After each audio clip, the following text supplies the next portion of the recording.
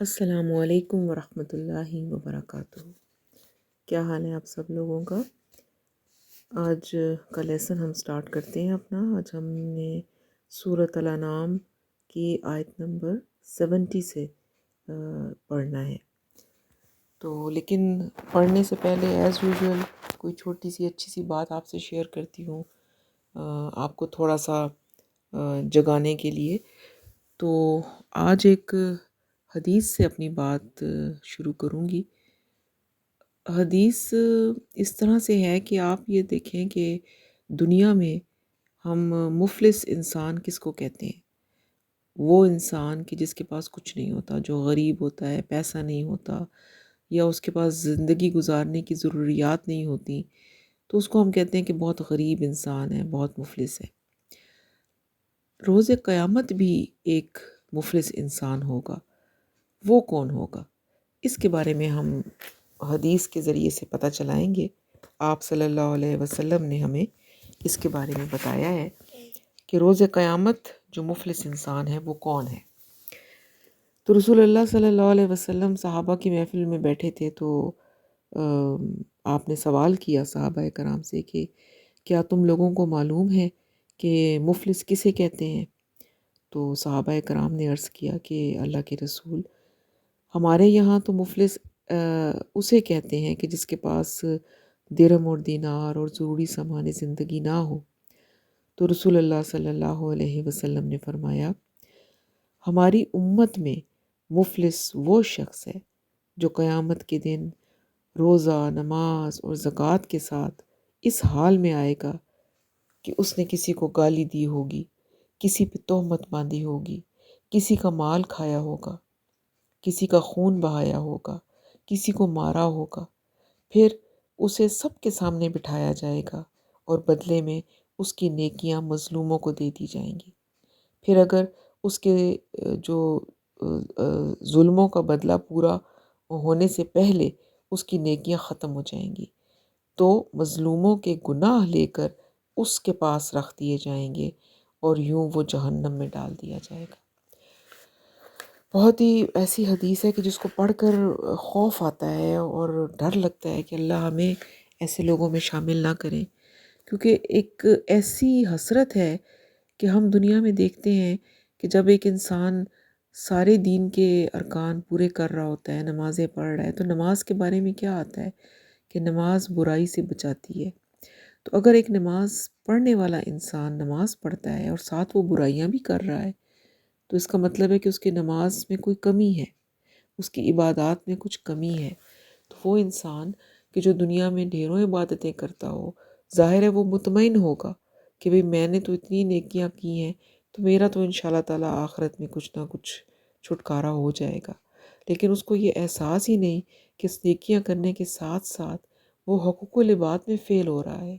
وہ لوگوں کے حق مار رہا ہے، لوگوں پہ تہمتیں لگا رہا ہے، جو آج عام ہے بات۔ ہم عام طور پر یہ چیز دیکھتے ہیں، کسی کو طعنہ دے دینا، کسی کے اوپر تہمت لگا دینا، کسی کی برائی کو اچھال دینا، کسی کو تکلیف دینا اپنے مفاد کو حاصل کرنے کے لیے، یہ ایک عام سی چیز ہے۔ اور یہ وہ لوگ کر رہے ہیں کہ جو نمازیں بھی پڑھتے ہیں، روزے بھی رکھتے ہیں، صدقہ خیرات بھی کرتے ہیں، تہجد بھی پڑھتے ہیں، اور پھر بھی یہ کام ہو رہے ہیں۔ تو یہ وہ مفلس انسان ہے اس روز کہ جب اس کے پاس وقت بھی نہیں ہوگا، جب وہ کمائی نہیں کر سکتا، اس کے پاس وقت ختم ہو گیا کمانے کے لیے، اور تب اس کے پاس سے یہ ساری نیکیاں لے لی جائیں گی اور ان لوگوں کو دے دی جائیں گی کہ جن کے اس نے حق تلفی کی تھی، اور پھر بھی اس کے لوگ رہ جائیں گے تو ان کے گناہ اس کے کھاتے میں ڈال دیے جائیں گے اور وہ جہنم میں چلا جائے گا اتنی نیکیاں کرنے کے باوجود۔ تو یہ ہمارے لیے بہت زیادہ لمحہ فکریہ ہے اور سوچنے کا مقام ہے۔ اسی لیے میں اس کو بات بھی کر رہی ہوں تاکہ آپ اور میں تھوڑا سا احتیاط کریں کہ دین صرف عبادات کا نام نہیں ہے، دین حقوق العباد پورے کرنے کا بھی نام ہے۔ یہ تو پوری زندگی کا نام ہے دین، کہ ہم نے پوری زندگی ڈرتے ہوئے گزارنی ہے اور اس چیز کو ذہن میں رکھ کے گزارنی ہے کہ ہم سے کسی کے ساتھ کوئی زیادتی نہ ہو۔ اور ہم امت کے مفلس میں شامل نہ ہوں۔ اللہ تعالیٰ ہمیں بچا لے اور ہمیں اپنی نیکیاں سنبھال کر لے جانے کی توفیق دے، اور وہاں جا کر بھی اپنی نیکیوں کو سنبھالنے کی توفیق دے، اور ایسی چیزوں سے بچا لے جو نیکیوں کو کھا جانے والی ہیں۔ چلیں جی، آپ لیسن سٹارٹ کرتے ہیں اپنا، اور سب سے پہلے ہم لفظی ترجمہ یعنی ٹرانسلیشن لکھیں گے۔ اعوذ باللہ من الشیطان الرجیم، بسم اللہ الرحمن الرحیم۔ رب اشرح لی صدری ویسر لی امری واحلل عقدۃ من لسانی یفقہوا قولی۔ آیت نمبر 70 سورۃ الانعام۔ وا اور ذری چھوڑ دے، الذین وہ لوگ جو، اتخذوا جنہوں نے بنا لیا، دینہم دین ہم اپنے دین کو، لعباً کھیل، و اور لہواً تماشا، و اور غرت دھوکے میں ڈال دیا، ہم ان کو، الحیات زندگی نے، الدنیا دنیا کی،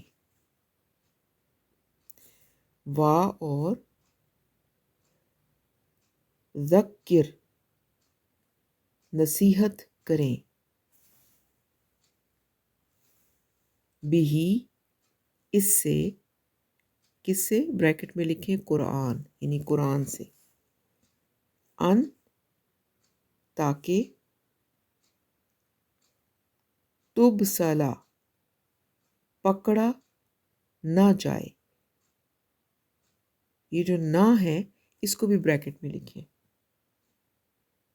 یہ سمجھانے کے لیے آپ کو میں نے نہ ڈالا ہے بیچ میں، تبصلا پکڑا جائے، لیکن یہاں پر نون نہ بھی آئے گا تاکہ پکڑا نہ جائے، نفس کوئی نفس، بیما بسبب اس کے جو، کسبت اس نے کمایا یعنی اس نے عمل کیا، یعنی اپنے عمل کی وجہ سے کوئی پکڑا نہ جائے، لیسا نہیں، لہا لام لیے، ہا اس کے لیے، من سے، دونی سوائے، اللہ ہی اللہ کے سوا، ولی کوئی حمایتی، کوئی ولی، کوئی کہاں سے آیا، یہ جو اینڈ پہ تنوین ہے، یہ میں نے آپ کو پہلے بھی بتایا تھا کہ تنوین کی وجہ سے ہم کوئی ایک، کسی، کچھ اس طرح کے الفاظ کا اضافہ کر سکتے ہیں، ضروری نہیں ہے کہ کریں لیکن کیا جا سکتا ہے جہاں پر بھی ضرورت ہو، وا اور لا نہیں، شفیعون کوئی سفارش کرنے والا، شفاعت کرنے والا،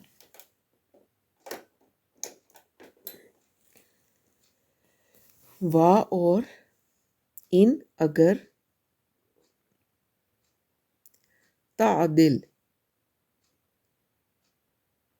تعدل تم بدلے میں دو، کلا تمام، عدل معاوضے،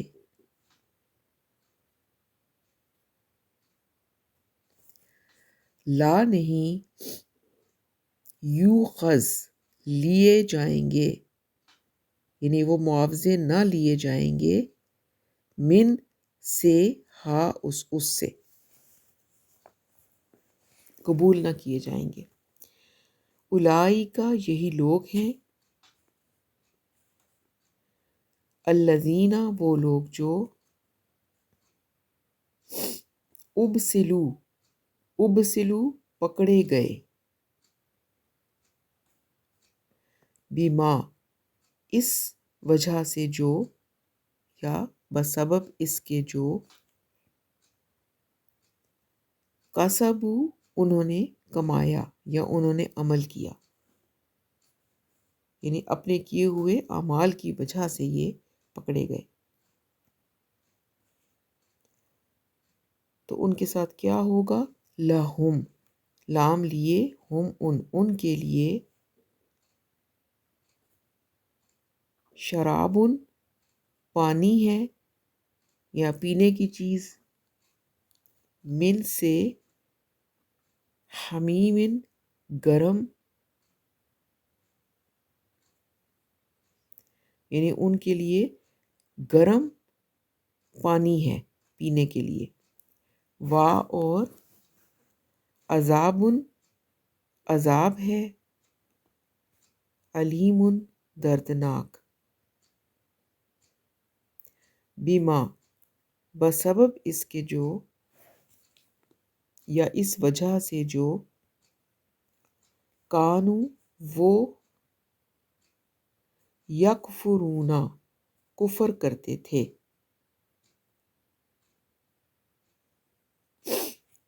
کل کہہ دیں، اندعو یہ وہی ہے حمزہ والا، کیا، اس کا مطلب ہوتا ہے کیا، ندعو ہم پکارے، شروع کا جو نون ہے اس کا مطلب ہوتا ہے ہم، اور دعا ہوتا ہے پکارنا، اندعو کیا ہم پکاریں، من سے، دونی سوائے، اللہ اللہ، اللہ کے سوا کیا ہم پکاریں، ماں جو، یعنی اس کو پکاریں جو لا نہیں، ینفعنا، ینفعو نفع دے، اور نون زبر الف نا ہمیں، جو نہ نفع دے ہمیں، وا اور لا نہیں، یضرنا، یضر نقصان پہنچائے، نہ ہمیں،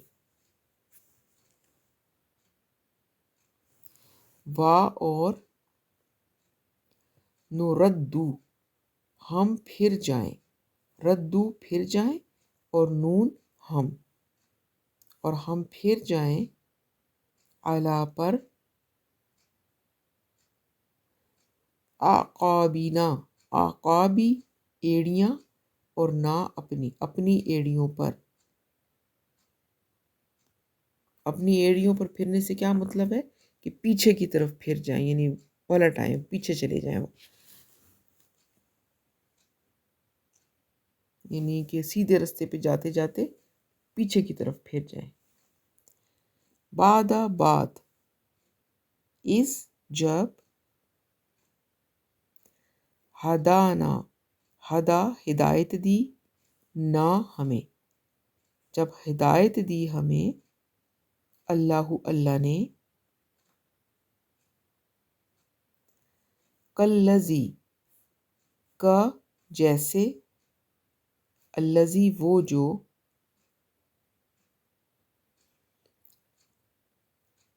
استحوتہ استحوت بھٹکا دیا، ہو اس کو، یعنی جیسے وہ شخص کہ جس کو بھٹکا دیا ہو، کس نے؟ شیاطینو شیطان نے،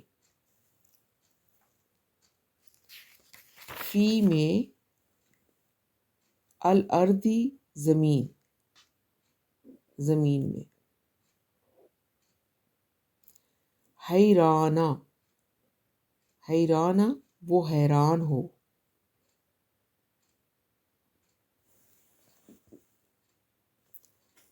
لہو لام لیے، ہو اس کے، اصحاب ساتھی،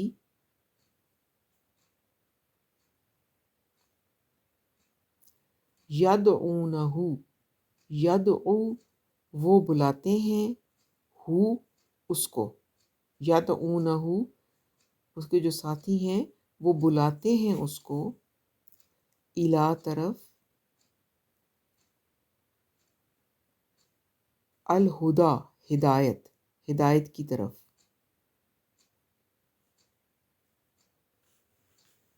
کیا کہتے ہیں؟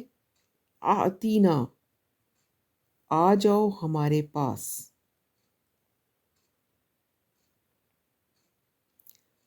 کل، آپ کہہ دیں، صلی اللہ علیہ وسلم آپ کہہ دیں، انا، یقیناً، ہدا، ہدایت، اللہ ہی، اللہ کی ہے، اللہ کی طرف سے ہے، یعنی ہدایت ہوا وہی الہدا ہدایت ہے، یعنی جو ہدایت اللہ دیتے ہیں وہی ہدایت ہے اصل. وا، اور امرنا، امر حکم دیا گیا، نہ ہمیں، حکم دیا گیا ہمیں. یہ پیش سے شروع ہو رہا ہے نا، تو یہ مجہول بن جائے گا، اور جب بھی پیش سے شروع ہوتا ہے تو اس میں پھر وہ مجہول آ جاتا ہے، اور اس کا ترجمے میں آ جاتا ہے کیا جائے گا، پیسو وائس میں چلا جاتا ہے. وَأُمِرْنَا، اور حکم دیا گیا ہمیں، کس بات کا؟ لِنُسْلِمَ، لِنُسْلی، کہ فرما بردار ہو جائیں، یا ہم فرما بردار رہیں. شروع میں جو نون ہے اس کا مطلب ہوگا ہم، کہ ہم فرما بردار رہیں. کس کے؟ لِرَبِّ العالمین، لیے، رب، عالمین، تمام جہان، یعنی تمام جہانوں کے رب کے لیے، اس کے ہم فرما بردار رہیں. وا، اور ان، یہ کہ اقیمو، قائم کرو، الصلاۃ، نماز، واتقوہ، وا، اور اتقو، ڈرو یا تقوی اختیار کرو، ہو، اس کا، ڈرو اس سے یا تقوی اختیار کرو اس کا. وا، اور ہوا، وہی، الذی، وہ جو، الیہ، الی، طرف، ہی، اس کی طرف،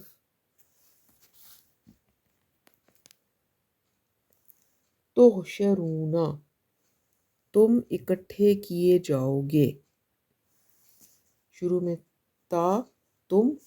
اور حشرون، اکٹھے کیے جاؤ گے. اور جاؤ گے کیوں آ گیا؟ کیونکہ تا کے اوپر پیش آ گئی ہے. وا، اور ہوا، وہ، الذی، وہ جو، یا وہ جس نے، خلق، پیدا کیا، السماواتی، آسمانوں کو، وا، اور الارض، زمین کو، بالحق، حق کے ساتھ، ٹھیک طریقے سے. وا، اور یوم، جس دن، یقولو، وہ کہے گا، یا کا مطلب ہے وہ، قولو، کہے گا، وہ کہے گا، کن، ہو جا،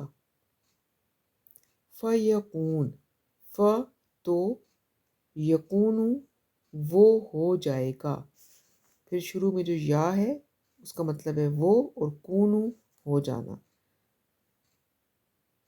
کن، ہو جا، فیکون، تو وہ ہو جائے گا.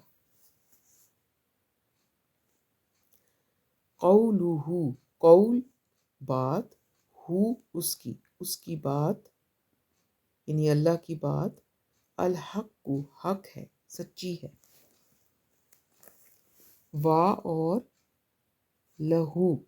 لام، لیے، ہو، اس کے لیے، الملک، بادشاہت ہے،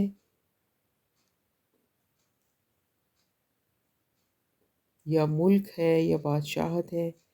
یوم جس دن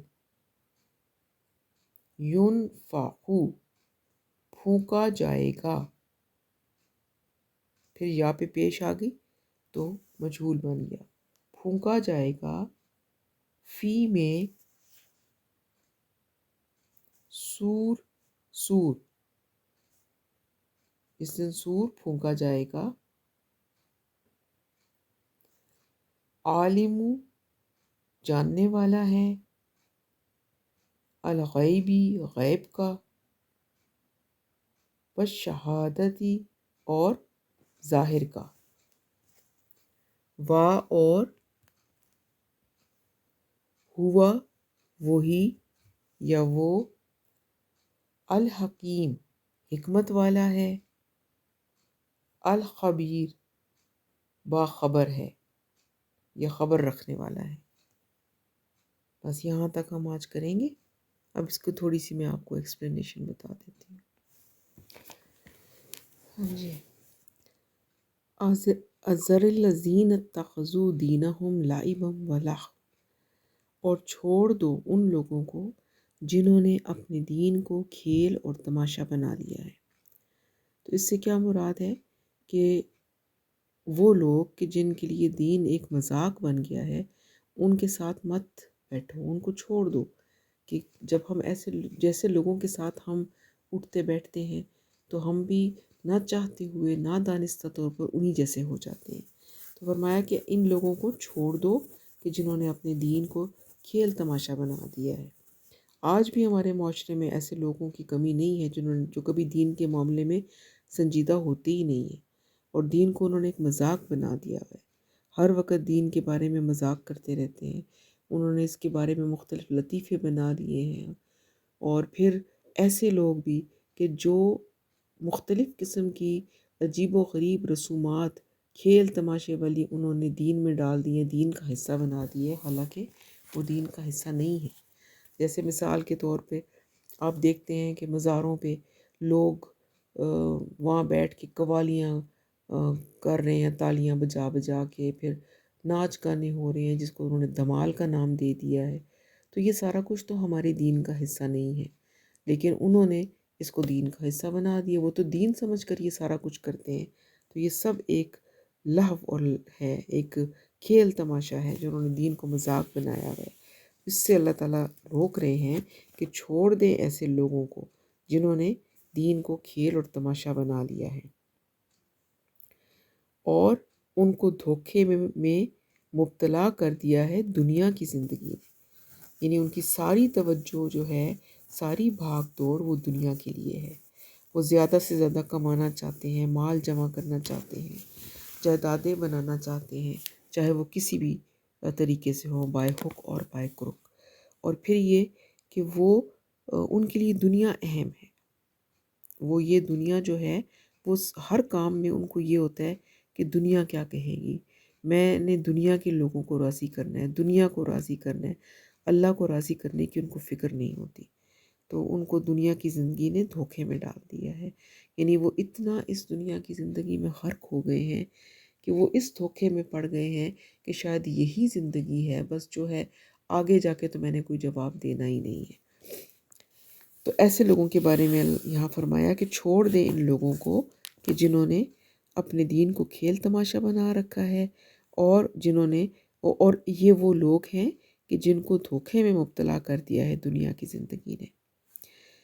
اور آگے فرمایا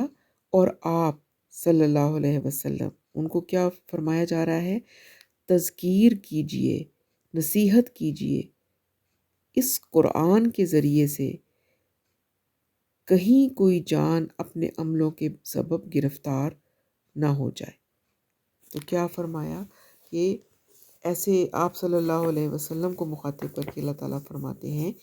کہ آپ ان دنیا کے پرستاروں کو چھوڑ دیں، البتہ قرآن کے ذریعے سے ان کی تذکیر کرتے رہیں، ان کو نصیحت کرتے رہیں، ان کو یاد دہانی کراتے رہیں کہ ایسا نہ ہو کہ کوئی شخص اپنے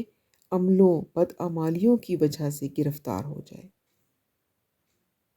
کتنا اللہ تعالیٰ غفور الرحیم ہے، اور یہ جو لوگ کہتے ہیں کہ قرآن سزاؤں سے بھرا ہوا ہے، یہ آیت پڑھ کے دیکھیں کہ اللہ تعالیٰ نے،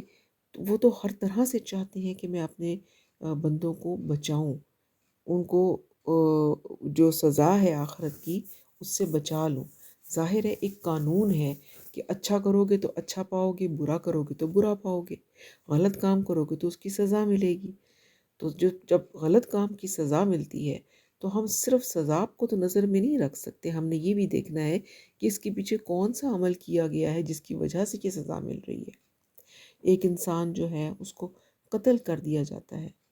تو ہم اس سے ہمدردی، بظاہر ہمیں لگے گا کہ جی یہ اس کو مار دیا گیا ہے بیچارے کو، لیکن اس بندے نے کسی کے ساتھ کسی کو قتل کیا ہے تو اس کی سزا میں اس کو قتل کیا جا رہا ہے۔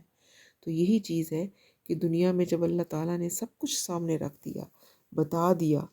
پیغمبر بھیجے، کتابیں بھیجی، رہنمائی فرمائی، تو اس کے باوجود اگر کوئی انسان اس رہنمائی سے مدد حاصل نہیں کرتا اور غلط راستے پہ چلتا ہے تو پھر اس کو سزا تو بھگتنی پڑے گی۔ لیکن پھر بھی اللہ تعالیٰ کہہ رہے ہیں کہ ایسے لوگوں کو بھی آپ بار بار نصیحت کریں اور ان کو سیدھے راستے کی طرف بلائیں، کہ کہیں ایسا نہ ہو کہ اپنی بدعمالیوں اور اپنے بد کاموں کی وجہ سے وہ سزا میں گرفتار نہ ہو جائیں، کہ ان کو بھی سزا سے بچانے کی پوری پوری کوشش کریں۔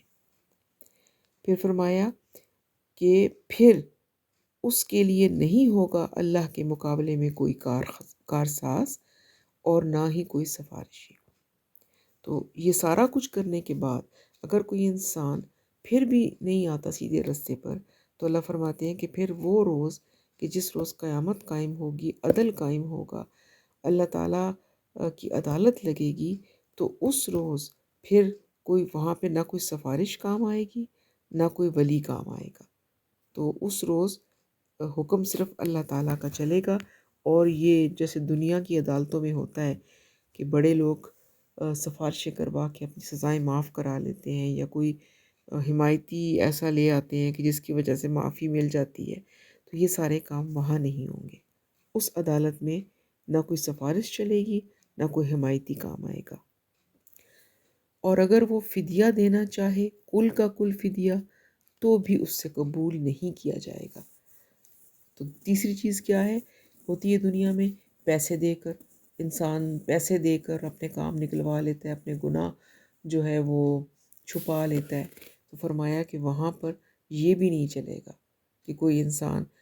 ڈھیروں فدیہ دے لے لیکن پھر بھی وہ فدیہ اس سے قبول نہیں کیا جائے گا۔ ایسی حق عدالت ہوگی وہ جہاں صحیح فیصلے ہوں گے اور کوئی غلط کام قبول نہیں کیا جائے گا۔ تو پھر ایسے لوگوں کی کیا سزا ہے؟ فرمایا یہی لوگ ہیں جو گرفتار ہو چکے ہیں اپنے اعمال کی وجہ سے، اور ان کے لیے کھولتا ہوا پانی پینے کو ہوگا اور دردناک عذاب ہوگا، کیوں؟ ان کے کفر کی پاداش میں۔ تو انہوں نے خود غلطی کی تو سزا بھگت رہے ہیں نا۔ تو یہ چیز جو ہے، اور اسی سے بچانے کے لیے اللہ تعالیٰ نے یہ چیز واضح کی ہے، کچھ بتایا جاتا ہے اور پھر اس کو بتانے کا مقصد کیا ہے کہ ایسا ہونا ہے، تم اس سے بچ جاؤ۔ کیسے بچو گے وہ بھی سب کچھ قرآن نے بتا دیا۔ آگے فرمایا آپ صلی اللہ علیہ وسلم کو مخاطب کر کے اللہ تعالیٰ کہتے ہیں کہ اے نبی صلی اللہ علیہ وسلم، ان سے کہیے کیا ہم پکاریں اللہ کو چھوڑ کر ان چیزوں کو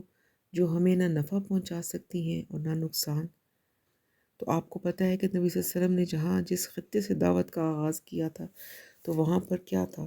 بتوں کی پوجا ہوتی تھی، بتوں کو پکارتے تھے۔ تو یہ جو فرمایا جا رہا ہے کہ یہ بت کسی کو نہ کوئی نفع دے سکتے ہیں نہ نقصان پہنچا سکتے ہیں، یہ تو خود اپنی حفاظت نہیں کر سکتے۔ جیسے کہ حضرت ابراہیم علیہ السلام کا واقعہ آپ کو یاد ہے کہ انہوں نے وہ تمام بت توڑ دیے تھے اور بڑے بت کے کندھے پہ کلہاڑی رکھ دی تھی۔ تو جب لوگوں نے پوچھا تو انہوں نے کہا کہ اس سے پوچھے، تو وہ حیران کہ یہ تو ہل ہی نہیں سکتا، یہ کیسے ہمیں بتائے گا؟ تو ایسی ان کی عقل ماری جاتی ہے جب وہ اس طرح کے کام کرتے ہیں۔ یہ بت جو ہیں یہ تو خود پر بیٹھی ہوئی مکھی تک نہیں اڑا سکتے، تو ان کو پکارنے کا کیا فائدہ؟ انسان اگر ذہن سے سوچے، عقل سے سوچے، تو اس کو سمجھ آتی ہے کہ کہ یہ تو بڑی بیوقوفی کی بات ہے کہ ہم کسی ایسی چیز سے، ایسے پتھر سے مانگ رہے ہیں کہ جو نہ ہل سکتا ہے اور جو اپنے اوپر بیٹھی ہوئی ایک مکھی تک کو نہیں اڑا سکتا، تو وہ ہماری کیا مدد کرے گا؟ اور یہی مفہوم اس آیت میں بھی اللہ تعالیٰ نے واضح فرمایا ہے۔ اور یہ تو بتوں کے بارے میں تو چلو بات اور ہے، مطلب وہ تو ہے ہی صحیح، لیکن اس کے علاوہ بھی پوری کائنات میں کسی کے لیے بھی خیر کی کچھ قدرت کوئی نہیں رکھتا، یعنی کوئی، چاہے کوئی انسان ہو، یعنی وہ انسان اپنے پہ سے مکھی تو اڑا سکتا ہے لیکن وہ کسی کو خیر نہیں دے سکتا اللہ کے حکم کے بغیر، اور نہ کسی کو مشکل سے نکال سکتا ہے اللہ کے حکم کے بغیر۔ وہ جو ہم پڑھتے ہیں نا لا حول ولا قوت الا باللہ، اس کا مفہوم ہی یہی ہے۔ یہ یقین جب انسان کے دل کی گہرائیوں میں پوری طرح سے جاگزیر ہو جاتا ہے تب توحید مکمل ہوتی ہے، جس کے بعد پھر انسان کسی کے آگے سر جھکا کر خواہ مخواہ اپنی عزت نفس کا سودا نہیں کرتا۔ اور اسی نقطے کی وضاحت رسول اللہ صلی اللہ علیہ وسلم نے حضرت عبداللہ بن عباس رضی اللہ تعالیٰ عنہ کو مخاطب کر کے اس طرح فرمائی تھی۔ آپ نے فرمایا، اس بات کو اچھی طرح سے جان لو کہ اگر دنیا کی تمام انسان مل کر چاہیں کہ تمہیں کوئی فائدہ پہنچا دیں تو اس کے سوا کوئی فائدہ نہیں پہنچا سکتے جو اللہ نے تمہارے مقدر میں لکھ دیا ہے، اور اگر تمام انسان مل کر چاہیں کہ تمہیں کوئی نقصان پہنچا دیں تو اس کے سوا کوئی نقصان نہیں پہنچا سکتے جو اللہ نے تمہارے مقدر میں لکھ دیا ہے۔ لہٰذا یہاں سے حدیث اور قرآن دونوں سے ہمیں بات پتہ چل رہی ہے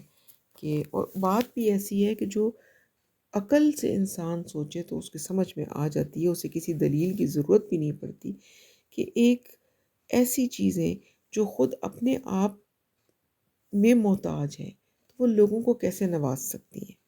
ان کے لیے فائدے کہاں سے لا سکتی ہیں، ان کی مرادیں کیسے پوری کر سکتی ہیں۔ آگے کیا ہے جی؟ اور ہم اپنی ایڑیوں کے بل لوٹا دیے جائیں اس کے بعد کہ اللہ نے ہمیں ہدایت دے دی ہے، اس شخص کی مانند جسے شیطان نے بیابان میں بھٹکا کر حیران چھوڑ دیا ہو، اس کے ساتھی اس کو سیدھے رستے کی طرف پکار رہے ہوں کہ آؤ ہماری طرف۔ یہاں پر اس آیت میں جماعتی زندگی کی برکت اور انفرادی زندگی کی قباحت کا ایک نقشہ کھینچا گیا ہے۔ اگر آپ اکیلے ہوں گے تو کہیں بھی بھٹک سکتے ہیں، اور جب آپ بھٹک جائیں گے تو آپ کے لیے دوبارہ سیدھے رستے پر آنا بہت مشکل ہو جاتا ہے۔ لیکن اگر کسی جماعت کے ساتھ ہوں گے، اچھے ساتھیوں کے ساتھ ہوں گے، تو دوسرے ساتھیوں کے مشورے اور ان کی رہنمائی سے ایک صحیح سمت کی طرف آنا آسان ہو جاتا ہے۔ مثال کے طور پر ایک مثال سے اس کو سمجھے کہ کئی دفعہ ایسا ہوتا ہے کہ ایک انسان ہے، اس کو پتہ ہے کہ حرام جو ہے وہ میں نے نہیں استعمال کرنا کسی بھی چیز میں، یعنی حرام کو وہ حرام سمجھتا ہے، دیندار بندہ ہے، لیکن دوسری طرف اس کی کچھ مجبوریاں آ جاتی ہیں، بچوں کی محرومیاں آ جاتی ہیں، اہل خانہ کا دباؤ ہے، مفلسی ہے، یا اور کچھ اس طرح کے مسائل ہیں۔ تو ایسے حالات میں یہ جانتے ہوئے کہ حرام حرام ہے، اس کے لیے درست فیصلہ کرنا مشکل ہو جاتا ہے، کیونکہ اس کو ادھر اس کو معلوم ہے حرام ہے، لیکن یہاں اس کے بچے ہیں، اس کی فیملی ہے، اور وہ مشکل میں ہے، اور اس کو پتہ ہے کہ ان کو اس مشکل سے نکالنے کے لیے اگر میں یہ تھوڑا سا حرام استعمال کر لوں گا تو وہ تو بچ جائیں گے۔ تو ایسے حالات میں آ کر پھر انسان پھنس جاتا ہے۔ تو ایسی کیفیت میں اگر تو وہ اکیلا ہوگا تو وہ آسانی کے ساتھ بھٹک جائے گا، اور پھر ایسے اس میں حرام میں پڑنے کے امکانات بڑھ جاتے ہیں، اور شیطان بھی پھر راستے وہ کھول دیتا ہے اور اس کو ان رستوں کی طرف لے چلتا ہے۔ تو اس کے لیے بھٹکنا جو ہے، اگر وہ اکیلا ہے تو وہ اس کے لیے بہت زیادہ آسان ہو جائے گا بھٹکنا۔ لیکن اگر ایسے وقت میں اس کے ساتھ کوئی اچھے ساتھی ہیں، دوست احباب ہیں، تو وہ اس کو مشورہ دیں گے، اس کا سہارا بنیں گے، اور اس کو اس مشکل سے نکال لیں گے، اور اس کو حرام میں جانے سے بچا لیں گے، اس کے نیک ساتھی۔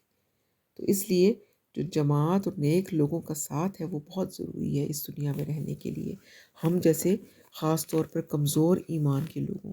کے لیے۔ ہمارے ایمان اتنے مضبوط نہیں ہیں، جب زندگی بڑی سموتھ چل رہی ہوتی ہے تو دین پر چلنا بھی بڑا آسان ہوتا ہے، لیکن جب آزمائشیں آتی ہیں، مشکلیں آتی ہیں، تو پھر انسان کا پتہ چلتا ہے کہ وہ اس کا ایمان کہاں پہ کھڑا ہے، اور پھر اس وقت میں، آزمائش کے اس وقت میں سیدھے رستے سے ہٹ جانا کا ڈر زیادہ ہوتا ہے۔ لیکن اگر اچھے ساتھی، اچھے دوست ہوں گے تو وہ آپ کو آپ کا سہارا بنیں گے اور آپ کو اس گڑھے میں گرنے سے بچنے میں مدد دیں گے۔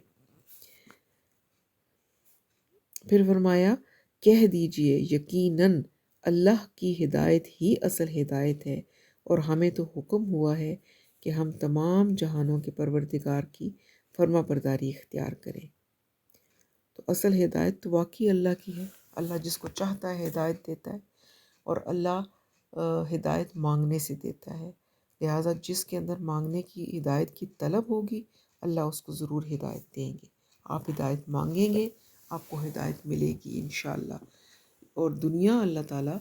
بغیر مانگے بھی دے دیتا ہے، کیونکہ اللہ تعالیٰ قرآن میں کہتے ہیں کہ دنیا کی حیثیت اللہ کے نزدیک مچھر کے پر کے برابر بھی نہیں ہے، تو وہ تو دنیا تو اللہ تعالیٰ ویسے ہی دے دیتے ہیں، بغیر مانگے بھی دے دیتے ہیں،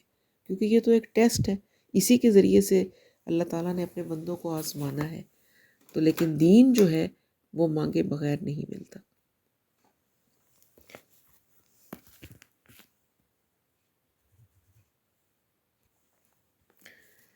اور یہ کہ نماز قائم کرو، اللہ کا تقوی اختیار کرو، اور وہی ہے جس کی طرف تم کو دوبارہ جمع کیا جانا ہے۔ تو وہی نماز کا حکم، اور آپ کو پتہ ہے کہ نماز جو ہے اگر انسان صحیح نماز پڑھے تو وہ ہر برائی سے انسان کو بچا لیتی ہے، کیونکہ قرآن کہتا ہے کہ نماز جو ہے، وہ حدیث میں بھی آتا ہے کہ نماز برائیوں سے بچاتی ہے۔ تو پھر نماز اگر برائیوں سے بچاتی ہے تو پھر ہم تو دیکھتے ہیں کہ لوگ نمازیں پڑھ رہے ہیں اور برائیاں کر رہے ہیں، اس کا مطلب ہے کہ کمی نماز میں ہے۔ تو نماز کے اوپر بہت محنت کی ضرورت ہے، اپنی نمازوں میں محنت کریں، ان کو ہمیں ایسا بنانا ہے کہ واقعی ہم برائیوں سے بچ سکیں۔ تو اگر ہم برائیوں سے نہیں بچ رہے، اس کا مطلب ہے کہ ہماری نماز میں کمی ہے کہیں۔ تو اس لیے فرمایا کہ نماز پڑھو اور اللہ کا تقوی اختیار کرو۔ تقوی کیا ہے؟ اللہ سے ڈرنا، یعنی بچ بچ کے رہنا۔ تقوی کیا ہوتا ہے کہ ہر وقت زندگی میں ہم وارن رہیں، ہمیں یہ پتہ ہو کہ اللہ ہمیں واچ کر رہے ہیں، اور ہم نے ہر برائی سے بچنا ہے اور سیدھے راستے کی طرف جانا ہے۔ تو جب سیدھے راستے پہ چلیں گے تو جتنی رکاوٹیں وہاں آئیں گی ان کو عبور کرنا ہے اور غلط ایگزٹ نہیں لینے۔